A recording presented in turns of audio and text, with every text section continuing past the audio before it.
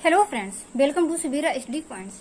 Friends, आज हम discuss करेंगे सीडीपी का chapter 4 specially for CTET. And आज का जो हमारा टॉपिक है वो है सामाजिक प्रक्रियाएं। तो कैसे बच्चा एक समाज में आता है तथा समाज से जुड़कर अपनी समझ को विकसित करता है, घर में तथा बाहर विश्व स्तर पर भी किस तरीके से वो अपनी समझ को विकसित करता है, और उसके सामाजिकरण में फैमिली और टीचर्स और उसके जो फ्रेंड्स हैं इनका क्या योगदान है, ये सब हम आज जानेंगे। अगर बात करें सामाजिकरण की, तो एक बच्चे का जब जन्म होता है तो जन्म से ही उसका सामाजिकरण शुरू हो जाता है। जब बच्चा जन्म लेता है, जन्म लेने के कुछ दिन बाद से ही वह अपने घर परिवार वालों को देखकर अनुकरण करता है, और अनुकरण करके वह भी चीजों को करता है, उनको देखता है, समझता है, वैसा ही व्यवहार करता है। तो एक बच्चे का जो सामाजिकरण है वो घर से ही शुरू होता है और जन्म के कुछ दिन बाद, मतलब जन्म से ही शुरू हो जाता है।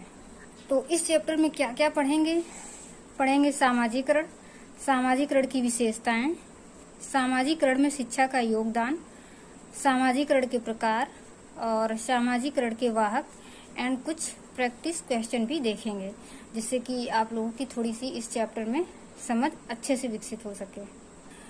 तो चलिए फ्रेंड्स, शुरू करते हैं। सबसे पहले देखते हैं सामाजिकरण। तो सामाजिकरण एक प्रकार का सीखना है जो सीखने वाले को सामाजिक कार्य करने योग्य बनाता है। मतलब जो सामाजिकरण है तो वो एक प्रकार का सीखना ही है, क्योंकि जैसे जैसे बच्चा बड़ा होता है, पहले वह घर में सीखता है, फिर घर से बाहर निकलता है, तब सीखता है, और जैसा जैसा वह सीखता है वैसा ही व्यवहार करता है, उसी तरीके से वह सामाजिक कार्य करता है और अपने को उस योग्य बनाता है, मतलब समाज में रहने के योग्य बनाता है। उसके बाद फ्रेंड्स, सामाजिकरण की विशेषताएं। तो यह एक सामाजिक प्रक्रिया है, क्योंकि फ्रेंड्स मनुष्य एक सामाजिक प्राणी है और उसको समाज में रहना है। तो जो ये प्रक्रिया है ये एक सामाजिक प्रक्रिया है और ये कंटिन्यू चलती रहती है, सतत चलती है। मतलब ऐसा नहीं है कि कुछ दिनों बाद किसी का सामाजिकरण जो है वो कंप्लीट हो गया, ऐसा बिल्कुल भी नहीं है। जो सामाजिकरण है वो हमेशा चलता है, हम कुछ न कुछ सीखते रहते हैं हमेशा। अगला है सामाजिकरण औपचारिक और अनौपचारिक रूप से होता है। तो फ्रेंड्स, सामाजिकरण वो औपचारिक और अनौपचारिक दोनों ही तरीके से होता है। औपचारिक का मतलब है कि जब हम कोई भी चीज सीखने के लिए जाते हैं, मतलब स्पेशली कुछ सीखने ही जा रहे हैं और किसी विशेष स्थान पर उसका टाइम निश्चित होगा, मतलब टाइम टू टाइम सीखेंगे कि इतने बजे से इतने बजे तक आपको सीखना है, टाइम से जाना है रेगुलर। और जितने भी लोग वहाँ पे मतलब सीखने आ रहे हैं वो उनकी बाकायदा ड्रेस वगैरह होगी। जैसे कि एक स्कूल, तो स्कूल में भी एक स्थान निश्चित होता है और वहाँ पे भी सब कुछ टाइम टू टाइम होता है। सभी बच्चे ड्रेस पहन कर जाते हैं, बैग वगैरह लेकर जाते हैं। तो एक जहाँ पे नियम, मतलब नियम से कुछ सिखाया जाए, तो इस तरीके से सीखना औपचारिक सामाजिकरण कहलाता है। और दूसरा है अनौपचारिक। तो अनौपचारिक रूप से मतलब हम कहीं पर भी सीखते हैं, घर में, घर से बाहर, आस पड़ोस में, कहीं आते जाते हैं, इस तरीके से जब सीखते हैं तो अनौपचारिक तरह से सीखना होता है। मतलब ऐसा जरूरी नहीं है कि हम सीखने के लिए ही निकले, हम बाहर निकले तो लोगों से मिले, उनसे संपर्क हुआ, तो भी हम बहुत सारी चीजें ऐसे भी सीख लेते हैं। तो इस तरीके का सीखना अनौपचारिक सामाजिकरण कहलाता है।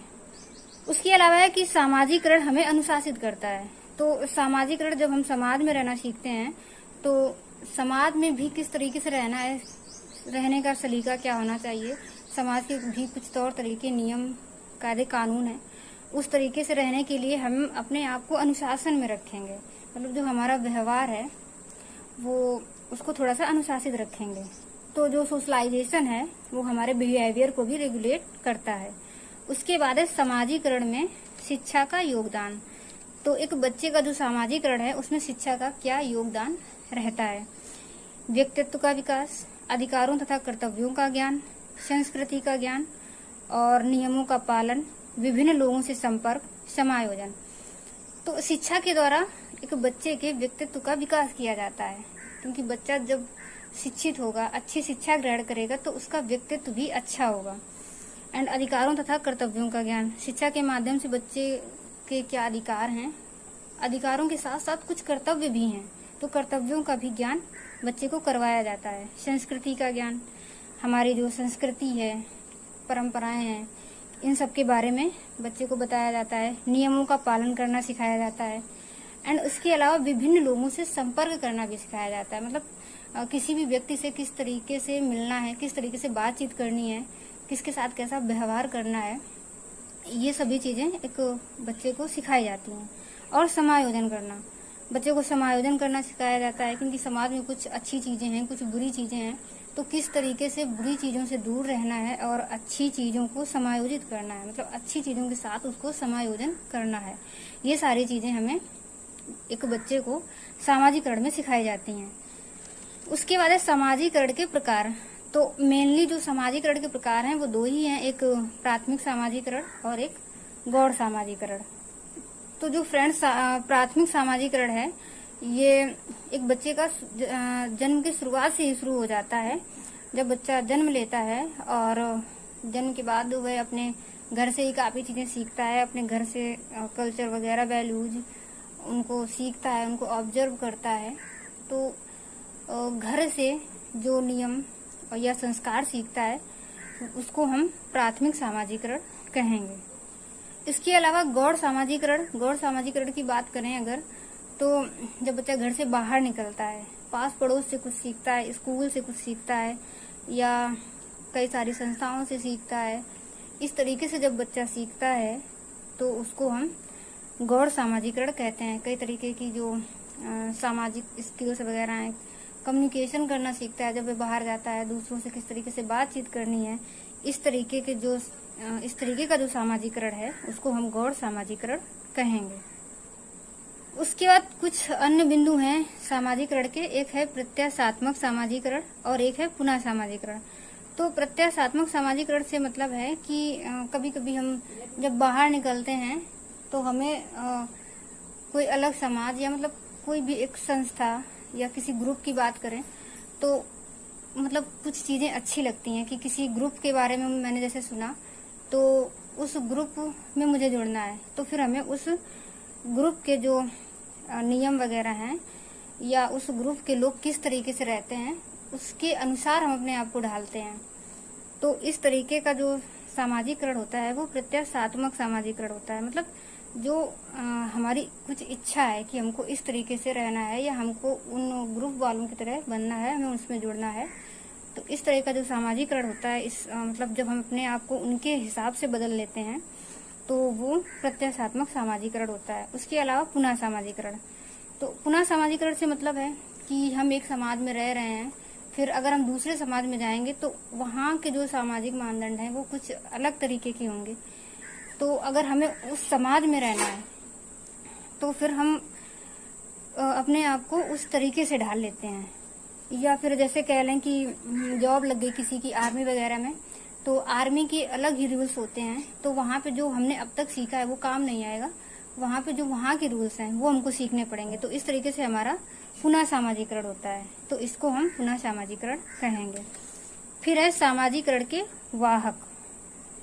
अगर सामाजिकरण के वाहक की बात करें फ्रेंड्स, तो ऐसी कौन कौन सी चीजें हैं या ऐसी कौन कौन सी संस्थाएं हैं जो सामाजिकरण में योगदान देती हैं। एक तो परिवार हो गया, मतलब परिवार के माध्यम से भी हमारा सामाजिकरण होता है, शिक्षा से होता है, धर्म, साथी समूह, आर्थिक स्थिति, वैधानिक प्रणाली, भाषा और मीडिया। तो ये सभी सामाजिकरण के वाहक हैं, इन सभी से जुड़कर हम कुछ न कुछ सीखते हैं, तो ये सभी सामाजिकरण के वाहक हो जाएंगे। ये फ्रेंड्स, अब हम कुछ क्वेश्चन की प्रैक्टिस कर लेते हैं। पहला प्रश्न है, सामाजिकरण वह प्रक्रिया है जिसे बच्चे व वयस्क सीखते हैं। तो कुछ ना कुछ हम लोग किससे सीखते हैं? परिवार से, विद्यालय से, श्रेष्ठ जनों से, इन सभी से। तो ऑप्शन हमारा 4 नंबर सही हो जाएगा। उसके बाद अगला क्वेश्चन है, निम्न में से सामाजिक मूल्य कौन से हैं? प्राथमिक लक्ष्य, मूल प्रवृत्ति, सहायता परक व्यवहार या फिर आक्रामकता की अवस्था। तो सामाजिक मूल्यों की अगर बात करें तो प्राथमिक लक्ष्य ये सामाजिक मूल्य नहीं है, मूल प्रवृत्ति व्यवहार भी सामाजिक मूल्य नहीं होता, क्योंकि हम लोग बाद में मतलब जो सामाजिक मूल्य वो बाद में विकसित होते हैं जब हम लोग समाज के संपर्क में आते हैं। और चौथा है आक्रामकता की अवस्था। तो ये वाला ऑप्शन भी सामाजिक मूल्य नहीं है, यानी कि ऑप्शन हमारा सही हो जाएगा 3rd नंबर, सहायता परक व्यवहार। उसके बाद अगला क्वेश्चन है, सामाजिकरण है शिक्षक एवं पढ़ाए गए के बीच में संबंध, समाज के आधुनिकीकरण की प्रक्रिया, समाज के मानदंडों के साथ अनुकूलन, या फिर सामाजिक मानदंडों में परिवर्तन। तो सामाजिकरण का मतलब है कि समाज के मानदंडों के साथ अनुकूलन। तो ऑप्शन हमारा 3rd नंबर सही हो जाएगा। उसके बाद अगला क्वेश्चन, शिक्षा के संबंध में सामाजिकरण से तात्पर्य है, यानी कि अपने सामाजिक मानदंड बनाना, समाज में बड़ों का सम्मान करना, सामाजिक वातावरण में अनुकूलन और समायोजन, सामाजिक मानदंडों का सदैव अनुपालन करना। तो इसके लिए ऑप्शन हमारा सही हो जाएगा, क्योंकि हमें समाज में रहना है तो जो सामाजिक वातावरण है उसी के साथ अनुकूलन और समायोजन करना ही सामाजिकरण कहलाता है। यानी कि हम अपने स्वयं के सारे मानदंड नहीं बना सकते। हाँ, बड़ों का सम्मान करना ठीक है, लेकिन सिर्फ बड़ों का सम्मान करना ही तो सामाजिकरण नहीं हो सकता। और सामाजिक मानदंडों का सदैव अनुपालन करना भी सामाजिकरण नहीं है। यानी कि हमें समायोजित होकर रहना है, उसके साथ अनुकूलन और समायोजन बना के रहना है। तो ऑप्शन हमारा 3rd नंबर सही हो जाएगा। यानी कि ऑप्शन कौन सा सही है? तीसरा। उसके बाद अगला क्वेश्चन है, बच्चे को सामाजिकरण का पहला पाठ कहाँ से प्राप्त होता है? तो ये मैंने आप लोगों को बताया कि जब भी एक बच्चा जीवन का शुरुआत करता है तो वो अपने परिवार में ही सबसे पहले सीखता है। तो यानी कि उसका जो पहला पाठ है वो उसके परिवार से ही शुरू होता है। उसके बाद हमारा अगला क्वेश्चन है, परिवार एक साधन है अनौपचारिक शिक्षा का, औपचारिक शिक्षा का, गैर औपचारिक शिक्षा का, या फिर दूरस्थ शिक्षा का? तो हमने आप लोगों को अनौपचारिक और औपचारिक शिक्षा अच्छे से समझाया है। यानी कि आप लोगों को पता चल गया होगा कि परिवार किस प्रकार का साधन है। ये साधन है अनौपचारिक शिक्षा का। तो ऑप्शन हमारा 1st नंबर सही हो जाएगा। तो चलिए फ्रेंड्स, ये कुछ क्वेश्चन थे और सामाजिकरण की प्रक्रिया का टॉपिक जो आप लोगों को अच्छे से समझ में आया होगा। एंड अब आगे मिलेंगे अगले किसी वीडियो के साथ। तब तक के लिए bye bye and take care.